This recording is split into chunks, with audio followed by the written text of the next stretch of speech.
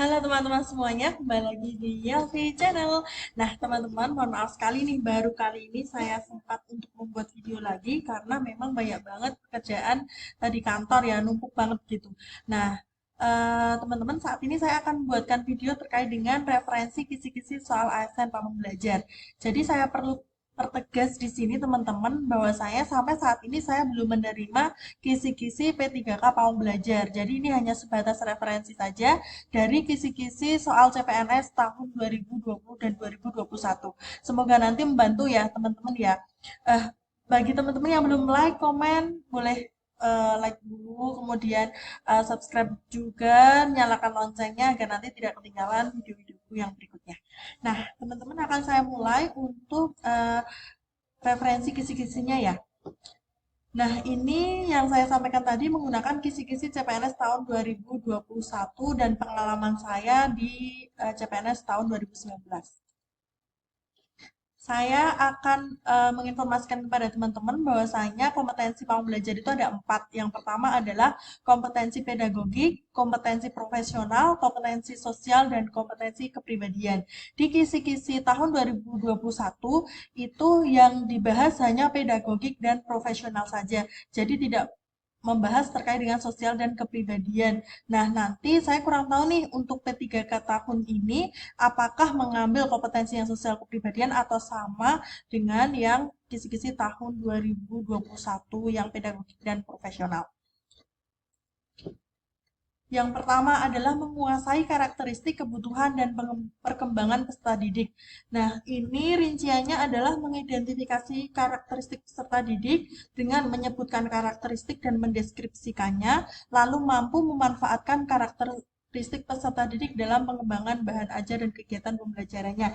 Ini teman-teman saya dulu belajarnya terkait dengan kelompok usia ya. Jadi misalkan 0 sampai 2 tahun itu karakteristiknya seperti apa, kebutuhannya seperti apa, tugas perkembangannya seperti apa. Ini ada di buku perkembangan apa ya?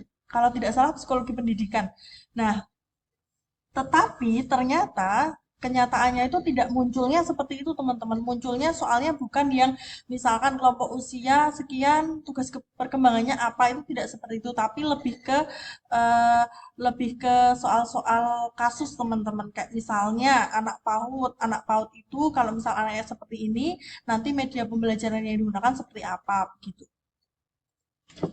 Selanjutnya adalah mengidentifikasi kebutuhan peserta didik sesuai dengan tingkat usia dan peran sosialnya. Ini menyebutkan kebutuhan, mendeskripsikan, dan menggunakan hasil identifikasi kebutuhan dalam pengembangan bahan ajar. Itu sama teman-teman dengan yang saya sampaikan tadi, kurang lebihnya seperti itu.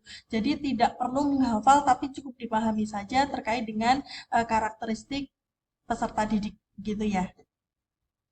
Karena kan yang dibahas maksudnya gini, di SKB ataupun di tempat kerja mau belajar itu kan bukan hanya anak SD, SMP, SMA saja, tapi juga ada PAUD-nya. Jadi yang perlu dipelajari dari anak usia dini gitu ya.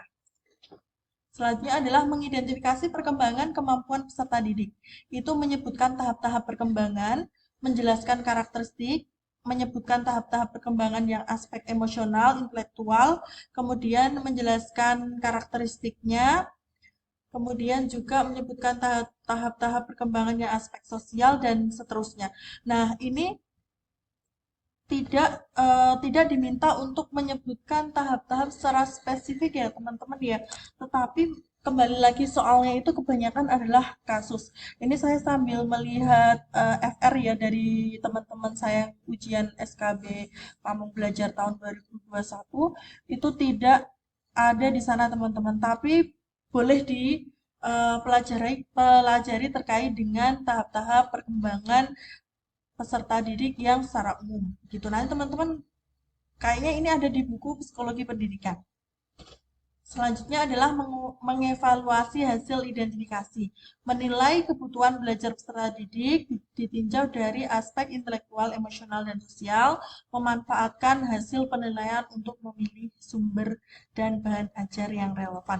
Oh ya teman-teman, kalau misalkan tentang peserta didik, nanti kasusnya atau soalnya mungkin bisa tentang Misalkan di SKB itu tidak memiliki atau belum atau warga masyarakat itu tidak mengetahui program-program SKB, nanti bisa teman-teman cari strategi apa yang bisa digunakan agar mereka mengetahui masyarakat itu mengetahui program-program yang ada di SKB termasuk mencari peserta didik begitu.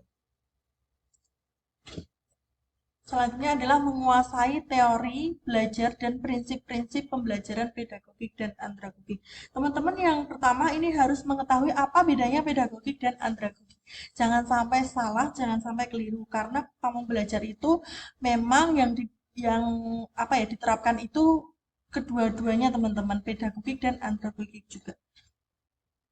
Nah, biasanya yang muncul itu memang semuanya sering muncul soalnya, tetapi yang agak atau teman-teman bingung mungkin ya yang eh, biasanya kerja di formal itu yang andragogik. Jadi mungkin yang banyak dipelajari yang andragogik terlebih dahulu.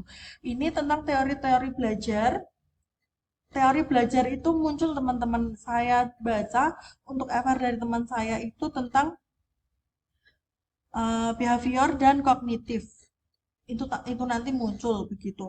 Kemudian menjelaskan metode-metode pembelajaran yang relevan dengan pendekatan pedagogi. Ini kemarin sudah saya buatkan video tentang metode pembelajaran. Silahkan dicek untuk video yang sudah saya unggah.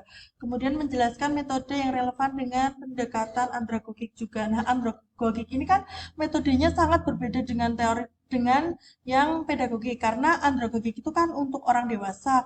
Jadi orang dewasa itu metodenya itu berdasarkan pengalaman teman-teman. Jadi nggak bisa kalau misalkan diajarin seperti yang pedagogik. Nanti teman-teman cari perbedaannya. Di sana jelas sekali apa itu perbedaannya ya. Kemudian menerapkan teori pembelajaran, metode pembelajaran dan pendekatan pedagogik dalam pengembangan bahan ajar. Oke. Itu nanti akan muncul ya teman-teman ya. Silakan untuk dipelajari terkait dengan teori-teori belajar. Selanjutnya, menerapkan prinsip-prinsip pembelajaran pedagogi dan andragogik dalam pengembangan bahan ajar dan kegiatan pembelajaran. Ya, itu relatif sama dengan yang saya sampaikan tadi. Nah, mungkin itu saja teman-teman yang saya bisa sampaikan di part 1 ini. Nanti akan saya bahas lagi di part berikutnya ya. Semoga nanti bisa lebih menjawab lagi atau lebih mencerahkan lagi bagi teman-teman semua yang masih kebingungan apa saja sih yang perlu dipelajari karena memang yang dipelajari itu cukup banyak. Oke, teman-teman, sekian ya video dari saya. Semoga membantu. Kurang lebihnya saya mohon maaf. Dadah.